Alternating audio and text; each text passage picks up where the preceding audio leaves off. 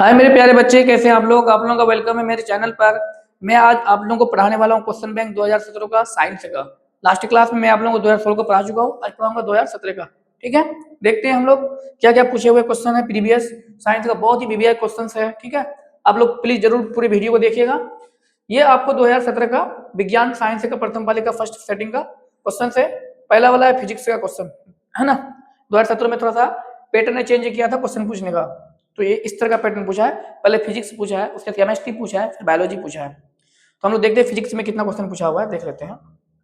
पहला वाला क्वेश्चन आपसे कहता है कि विद्युत धारा जो होता है, इलेक्ट्रिक करंट उत्पन्न करने की युक्ति को हम लोग क्या कहते हैं? जनित्र कहते हैं, गैल्वेनोमीटर कहते हैं, एमीटर कहते हैं, इनमें से कोई नहीं। तो विद्युत धारा कौन उत्पन्न करता है? तो जनित्र, है ना। पता है आप लोगों को कि विद्युत जनित्र के द्वारा, जनित्र जो होता है उसके द्वारा क्या होता है? इलेक्ट्रिक करंट उत्पन्न होता है। ये गैल्वेनोमीटर जो होता है ये वोल्ट का उत्पन्न करता है, और एमीटर जो होता है वो विद्युत धारा का ऐसा ही मात्रक होता है ना। विद्युत धारा का ऐसा ही मात्रक क्या होता है? एमीटर होता है। ओके।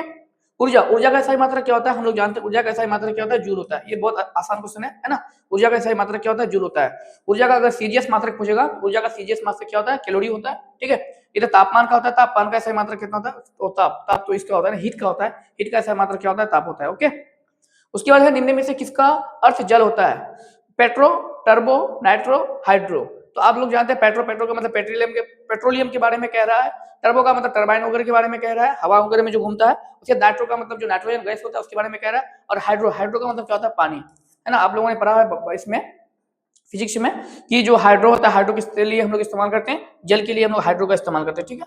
चलिए आगे वाला क्वेश्चन आपसे कहता है कि निर्वात में प्रकाश की चाल कितनी होती है? आपको जानते हैं प्रकाश का चाल सबसे अधिक कहां पे होता है? निर्वात में होता है। निर्वात का मतलब होता है स्पेस, स्पेस का मतलब होता है वैसी जगह जहां पे कोई भी हवा वगैरह ना, उसको क्या कहा जाता है? निर्वात कहा जाता है ना। तो निर्वात में प्रकाश की चाल कितना होता है? 3 गुना 10 का पावर 8 मीटर पर सेकंड होता है। देख लीजिए कौन सा है। ऑप्शन नंबर ए मुझे नजर आ रहा है ना, 3 गुना 10 का पावर 8 मीटर पर सेकंड होता है। उसके बाद आपसे कह रहा है कि परावर्तन के नियम से निर्धारित होता है। परावर्तन के नियम, एक होता है अपवर्तन के नियम, एक होता है परावर्तन के नियम। परावर्तन के भी दो नियम होते हैं और अपवर्तन के भी दो नियम होते हैं। तो परावर्तन के नियम क्या होता है? आपतन कोण परावर्तन कोण के बराबर होते हैं। तो ऑप्शन नंबर क्या हो जाएगा? ए हो जाएगा। ऑप्शन नंबर कितना हो जाएगा? ए हो जाएगा। आपतन कोण परावर्तन कोण के क्या होते हैं? बराबर होते हैं, ठीक है। लेंस में मुख्य फोकस की संख्या कितनी होती है? तो हम लोग जानते हैं लेंस में मुख्य फोकस की संख्या 2 होती है, जबकि दर्पण में जो होता है ना, मुख्य फोकस की संख्या कितनी होती है? केवल 1 होती है। और लेंस में कितनी होती है? मुख्य फोकस की संख्या 2 होती है। तो ऑप्शन कौन सा हो जाएगा? ए हो जाएगा। बात समझे? चलिए आगे चलते हैं। आगे क्या कहता है आपसे? कह रहे कि ताप बढ़ने पर चालक का प्रतिरोध क्या होगा? ताप जब बढ़ेगा, टेम्परेचर जब बढ़ेगा तो प्रतिरोध क्या होगा? मतलब रेसिस्टेंस क्या होगा? तो रेसिस्टेंस भी बढ़ेगा, ऑब्वियसली बात है ना। तो फिजिक्स में 7 क्वेश्चन पूछा था तो हो गया। अब देखिए यहाँ पे पूछा हुआ है आपसे रासायनिक विज्ञान, मतलब बोले तो केमिस्ट्री पूछा हुआ है। तो आपसे कह रहा है कि साग सब्जियों में विघटित होकर के, साग सब्जी जो होता है विघटित होकर के मतलब टूट करके कंपोस्ट खाद बनता है। ये किस प्रकार की अभिक्रिया है? अपक्षेपण अभिक्रिया, उष्माक्षेपी अभिक्रिया, उष्माशोषी अभिक्रिया, संयोजन अभिक्रिया। तो इस प्रकार की जो अभिक्रिया होती है, क्योंकि उससे हीट रिलीज होती है। जब हीट अगर रिलीज होती है मतलब बोले ताप बाहर निकलता है, जब वो अपशिष्ट वो ये होता है सड़ता करता है, तो उष्माक्षेपी अभिक्रिया कहलाता है। कौन सा? जिस यहाँ पे क्या करता है, हीट को क्या करता है? रिलीज करता है, मतलब बोले तो बाहर करता है। तो उस प्रकार की अभिक्रिया को हम लोग क्या बोलते हैं? उष्माक्षेपी अभिक्रिया कहते हैं। और उष्माशोषी अभिक्रिया क्या करता है? जहाँ हीट को क्या करता है? एब्जॉर्ब करता है, मतलब बोले तो सोखता है, उसको क्या होता है? उष्माशोषी अभिक्रिया कहते हैं, ठीक है ना। चलिए आगे वाला क्वेश्चन आपसे कहता है कि उपचयन वो प्रक्रिया होता है जिसमें ऑक्सीजन का योग होता है। बिल्कुल सही बात है। उपचयन में क्या होता है? ऑक्सीजन का योग होता है। ऑक्सीजन क्या होता है? जुड़ता है, बात तो बिल्कुल सही है। हाइड्रोजन का वियोग होता है, मतलब हाइड्रोजन हटता है। ऑक्सीजन जहां पे जुड़ता है तो हाइड्रोजन क्या करेगा? हटेगा। और क्या होता है? इलेक्ट्रॉन का क्या होता है? त्याग होता है। ये तीनों बात बिल्कुल सही है। तो ऑप्शन नंबर कौन सा हो जाएगा? डी हो जाएगा। उपचयन वो प्रक्रिया होता है जिसमें क्या कहता है? ऑक्सीजन जुड़ता है और हाइड्रोजन हटता है। ऑक्सीजन जुड़ना या इलेक्ट्रॉन का त्याग होना, दोनों बात बराबर है। और हाइड्रोजन का क्या होना? वियोग होना, मतलब हटना। ये तीनों बात क्या है? उपचयन के लिए बिल्कुल ठीक है। तो कौन सा ऑप्शन हो जाएगा? ऑप्शन नंबर डी हो जाएगा, ठीक है। बोलता है कि विद्युत अपघटन में इलेक्ट्रॉन मुक्त होता है। विद्युत अपघटन में इलेक्ट्रॉन कहां पे मुक्त होता है? कैथोड में, एनोड पे, दोनों पर, इसमें से कोई नहीं। तो क्या होता है? एनोड पर। इलेक्ट्रॉन कहां पे मुक्त होता है? एनोड पर। और इलेक्ट्रॉन मतलब गेन कहां पे करता है? एक होता है ग्रहण करना, एक होता है मुक्त करना। ग्रहण करने का मतलब गेन करना, और मुक्त करने का मतलब बाहर निकालना। तो इलेक्ट्रॉन जो है ना, विद्युत अपघटन के प्रोसेस में विद्युत का जो अब इलेक्ट्रॉन मुक्त होता है, इलेक्ट्रॉन का मुक्त कहां पे होता है? एनोड पर होता है। कहां पे होता है? एनोड पर होता है। और इलेक्ट्रॉन का गेन कहां पे होता है? कैथोड पर होता है, ठीक है। तो संकीर्णता श्रेणी में सबसे अधिक क्रियाशील धातु कौन सा होता है? AU, NaHgCu। तो एयू सोना, Na सोडियम, Hg पारा, और Cu क्या हो गया? कॉपर। तो इसमें से कौन सा सबसे अधिक क्रियाशील धातु होता है? आप लोग जानते हैं सोडियम को। सोडियम इसलिए सबसे अधिक अभिक्रियाशील धातु है क्योंकि इसको कहां पे रखा जाता है? पता है ना आप लोगों को ना, किरासन तेल में डुबा कर रखा जाता है। नहीं तो ये अगर बाहर छोड़ देंगे तुरंत क्या करेगा? हवा के साथ अभिक्रिया करके क्या हो जाए, मतलब वाष्पीकृत होकर उड़ जाएगा, समझे। इसलिए सोडियम को क्या करते हैं हम लोग?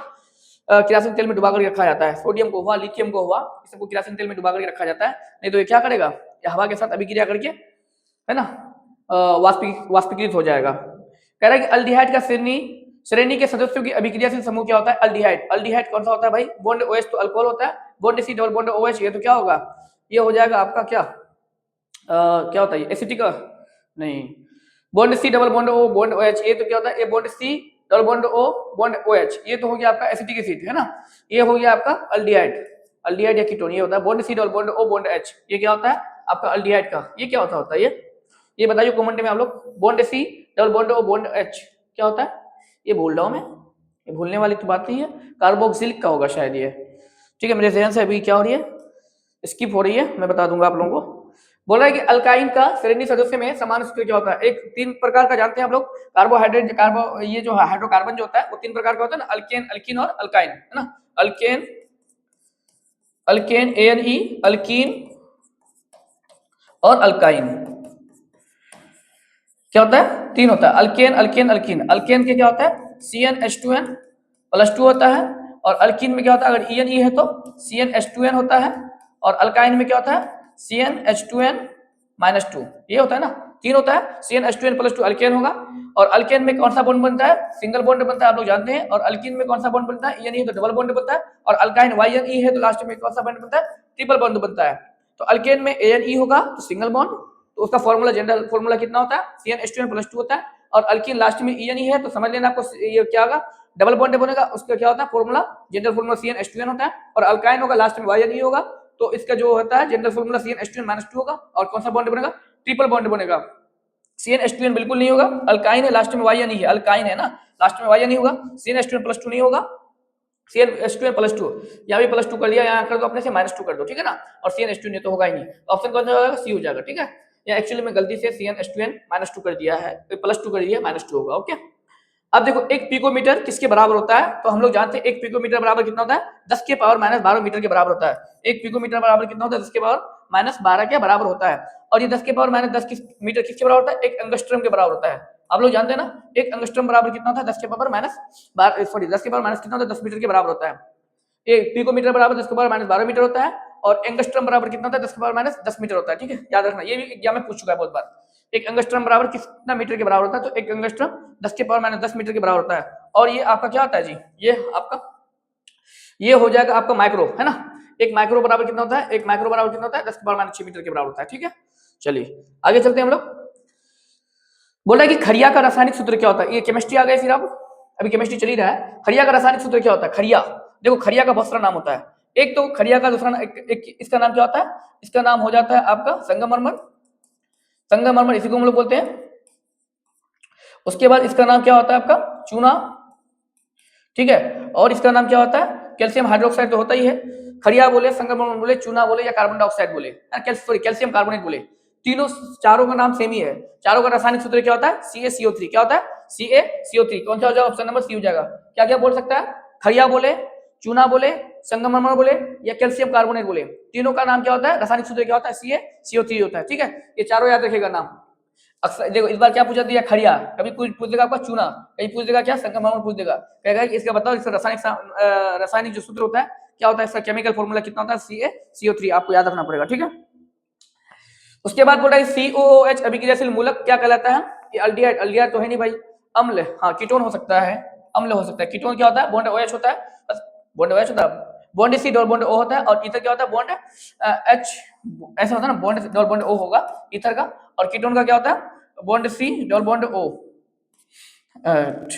बॉन्ड है, इसे ये क्या हो जाएगा, कीटोन हो जाएगा, ठीक है, ये क्या हो जाएगा आपका ईथर हो जाएगा, ये जो है ये आपका क्या हो जाएगा, ये आपका हो जाएगा अम्ल का, ठीक है ना, ये कार्बोक्सिलिक अम्ल है एक्चुअली में। किसी भी अम्लीय विलयन का पीएच कितना होता है, किसी भी अम्लीय विलयन, तो आप लोग जानते हैं अम्लीय विलयन वो विलयन होता है जिसका पीएच 7 से क्या होता है, कम होता है, 7 से अधिक वाले को हम लोग क्या बोलते हैं, क्षारीय बोलते हैं, और 7 के बराबर वाले को उदासीन बोलते हैं, और 7 से कम वाले को हम लोग अम्लीय विलयन बोलते हैं। 7 के बराबर बिल्कुल नहीं होगा, 7 से अधिक बिल्कुल नहीं होगा, 7 से कम क्या होगा, 7 से कम। ये भी क्वेश्चन 2-3 बार अब तक रिपीट हो चुका है, ठीक है ना। तो किसी भी अम्लीय विलयन का पीएच जो होता है 7 से क्या होता है, कम होता है, ओके। चलिए आगे चलते हैं, आगे क्या है आपका, पारे का एस क्या होता है, बॉक्साइड है, हेमाटाइट है, मैग्नेटाइट है, सिनेबार। तो आप लोग जानते हैं पारे का जो एस होता है वो क्या होता है, सिनेबार होता है, क्या होता है, सिनेबार होता है, याद रखना पड़ेगा, ठीक है। उसके बाद क्या है, एक अणुसूत्र में परंतु विभिन्न संरचना सूत्र वाले यौगिक को क्या कहलाता है? बहुलक, अपरूप, समावयवी। तो आप लोग जानते हैं समावयवी कहलाता है। क्या कहलाता है? समावयवी। एक अणुसूत्र परंतु इसका क्या होता है? संरचना अलग अलग होता है, उसका नाम क्या होता है? समावयवी होता है। ठीक है। निम्नलिखित में कौन प्रबल अम्ल है? तो H2SO4 है। ये क्या है? H2SO4 सल्फ्यूरिक अम्ल है। क्या है? सल्फ्यूरिक अम्ल है। उसके बाद हाइड्रोक्लोरिक अम्ल है, नाइट्रिक अम्ल है। ये तीनों क्या है भाई? प्रबल अम्ल है। ये तीनों क्या है? प्रबल अम्ल है। तो कौन सा ऑप्शन हो जाएगा? ऑप्शन नंबर डी हो जाएगा, है ना। सल्फ्यूरिक अम्ल, हाइड्रोक्लोरिक अम्ल और नाइट्रिक अम्ल, ये तीनों क्या है? प्रबल अम्ल है। मतलब बोले तो स्ट्रॉन्ग एसिड है। स्ट्रॉन्ग एसिड कौन सा हो जाएगा? सभी हो जाएगा इसमें। ओके, चलिए आगे क्या है देखिए। बोल रहा है कि आधुनिक आवर्त सारणी में क्षैतिज कतारों की संख्या कितनी होती है? तो आप लोग जानते हैं आधुनिक आवर्त सारणी में क्षैतिज कतारों की संख्या कितनी होती है? 7 होती है। बहुत फेमस ऑब्जेक्टिव है ये। उसके बाद ये बायोलॉजी आ गया। कह रहा है कि रक्त का थक्का बनाने में सहायक होता है। रक्त को कौन जमा करता है? जब कहीं पे हम लोग का कट फट जाता है कहीं पे, तो ब्लड को कौन रोकता है? मतलब थक्का बनाने में कौन काम करता है? लाल रक्त की कोशिका, रक्त बिंबाणु, श्वेत रक्त कोशिका, कोई इनमें से कोई नहीं। तो क्या काम करता है? आरसीबी, डब्ल्यूबीसी, तो कोई और काम है रक्त खून में काम करने का। लेकिन हम लोग रक्त बिंबाणु जो होता है ना, वो क्या करता है? हमारे बॉडी के अंदर कहीं भी खटपट जाता है ना, तो रक्त बिंबाणु उसको क्या करता है? खून को थक्का जमाने में काम आता है। बोला वृक्क की संरचना एवं क्रियात्मक इकाई को क्या कहलाती है? गले से क्या लिखा भाई? गलेमेरुलस, बोमेनकेपुलस, मूत्रवाहिनी, नेफ्रॉन। तो हम लोग जानते हैं वृक्क की संरचना एवं क्रियात्मक इकाई को क्या कहलाता है? नेफ्रॉन कहलाता है। ये दरअसल डिफिनेशन पूछ दिया है ना। नेफ्रॉन का डिफिनेशन ही यही है ना। एक कोशिकीय के शैवाल में जल का परिवहन द्वारा होता है। क्या होता है? प्रासरण, विसरण, अपशोषण, सरोहन। तो क्या होता है भाई? तो एक कोशिकीय के शैवाल में जल का परिवहन किसके द्वारा? प्रासरण के द्वारा होता है। ये भी क्वेश्चन बहुत बार पूछ चुका है। ये भी बहुत वीवीआई क्वेश्चन है ना। एक कोशिकीय के शैवाल में जल का जो परिवहन होता है किसके द्वारा होता है? प्रासरण के द्वारा होता है। ठीक है ना। बोल रहा है कि मस्तिष्क उत्तरदायी होता है किसके लिए? मतलब मस्तिष्क मतलब क्या होता है? दिमाग, माइंड है जिसको हम लोग बोलते हैं। दिमाग को सोचने के लिए ये भी होता है, हृदय संपादन के लिए मतलब सर्कुलेशन के लिए ये भी ठीक है, शारीरिक संतुलन के लिए ये भी ठीक है। सभी तो पक्की बात है, सभी हो जाएगा। शारीरिक संतुलन का मतलब हमारे बॉडी को कौन बैलेंस बना के रखता है? मस्तिष्क ना बैलेंस बना के रखता है। अगर मस्तिष्क सही नहीं होगा तो आपका क्या हो जाएगा? आप कहीं भी किसी तरह से भी जिंदगी गुजार सकते हैं। कहीं भी जैसे पागल साहब आप लोग देख रहे हैं, उसका शारीरिक संबंध ठीक है क्या? बिल्कुल नहीं। जहां मर्जी वहां बैठ जाता है, जहां मर्जी वहां सो जाता है। तो मस्तिष्क के लिए सोचने के लिए तो है ही। हृदय संपादन मतलब होता है आपका क्या करने के लिए? ब्लड सर्कुलेशन को क्लियर रखने के लिए। उसके बाद शारीरिक संतुलन मतलब बोले तो आपका जो फिजिकल, ये जो आपका जो बॉडी का जो फिजिकली मेंटेनेंस है वो कौन रखता है? वो तो मस्तिष्क ही रखता है ना। तो ये कौन सा हो जाएगा? सभी हो जाएगा इसमें। परागकोश में होता है, ये तो भाई एकदम रट लो, ये क्वेश्चन पूछना है। परागकोश में क्या आता है? परागकण। ये पूछना है। इसका तो भाई ठीक से किया हुआ है हर साल। एक वयस्क मनुष्य में एक जवान आदमी के लिए, एक जवान जो आदमी होगा उसके कितने दांत होते हैं? तो हम लोग सबको जानते हैं 32 32 दांत होते हैं। एक वयस्क मनुष्य के लिए कितने दांत होते हैं? तो 32 दांत होते हैं। ये बहुत इजी है। अब ये 2017 का आ गया द्वितीय पाली का। चलिए देखते हैं क्या है इसमें द्वितीय पाली में। फिजिक्स से पहले आ गया। आप लोगों से कह रहे हैं कि प्रकाश की किरणें गमन करती है। तो हम लोग जानते हैं कि प्रकाश की किरण कैसे गमन करती है? सीधी रेखा में गमन करती है, टेढ़ी रेखा में, किसी भी दिशा में कर सकती है। इनमें से कोई नहीं। तो क्या हो जाएगा? सीधी रेखा में गमन करती है। प्रकाश की जो किरणें हैं वो गमन करती है किसी रेखा में? सीधी रेखा में। सबसे पहली दिन पढ़िएगा ये प्रकाश जब पढ़िएगा तो। कल मैं बताया था ना आप लोगों को, कभी कभी हजामत पूछ देगा, कभी कभी नाई पूछ देगा, कभी कभी दाढ़ी बनाने के लिए पूछ देगा, कोई भी पूछ देगा। हजामत के लिए किस दर्पण का उपयोग करते हैं? तो डायरेक्ट मार देना आपको। कौन सा डायरेक्ट मारना है आपको? अवतल दर्पण। ठीक है ना। कुछ भी पूछे, हजामत पूछे, दाढ़ी पूछे या नाई पूछे कि नाई किस दर्पण का इस्तेमाल करता है, तो क्या करेंगे? अवतल दर्पण का इस्तेमाल करते हैं। सर्च लाइट जो होता है, सर्च लाइट का परावर्तक सतह कैसा होता है भाई? अवतल होता है, क्योंकि रोशनी को अधिक दूर तक फैलाने के लिए हम लोग क्या करते हैं? अवतल दर्पण का इस्तेमाल करते हैं। ठीक है। सर्च लाइट जो होता है ना, हम लोग जब लाइट जलाते हैं तो हम लोग लाइट को फैलाने के लिए, ज्यादा इधर उधर ना मतलब फैल जाए, अधिक दूर तक फैलाने के लिए हम लोग क्या करते हैं? अवतल दर्पण का इस्तेमाल करते हैं। निम्नलिखित में से किसका उपयोग खाना बनाने के लिए हम लोग नहीं करते हैं? कौन सा ऐसा ईंधन है जिसका हम लोग खाना बनाने के लिए नहीं करते हैं? कोयला तो बिल्कुल करते हैं भाई, बायोगैस बिल्कुल करते हैं, एलपीजी लिक्विड पेट्रोलियम गैस ये भी करते हैं, सीएनजी गाड़ी चलाने के लिए होता है, खाना बनाने के लिए नहीं होता है। कंप्रेस्ड नेचुरल गैस जो होता है सीएनजी, कंप्रेस्ड नेचुरल गैस जो होता है, ये क्या होता है? हम लोग अपना गाड़ी उड़ी चलाते हैं, वाहन चलाते हैं उससे, है ना, खाना नहीं बनाते हैं। बोल रहे डायनामा जो होता है, डायनामा यांत्रिक ऊर्जा को किस ऊर्जा में परिणत करता है? दिमाग लगाइए तो क्या हो सकता है? डायनामा क्या करेगा भाई? ध्वनि ऊर्जा तो नहीं लाएगा।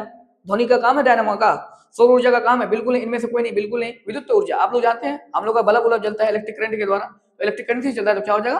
विद्युत ऊर्जा। तो डायनामो का काम है यांत्रिक ऊर्जा को क्या करता है? किस ऊर्जा में परिवर्तन करता है? विद्युत ऊर्जा में परिवर्तन करता है। ठीक है।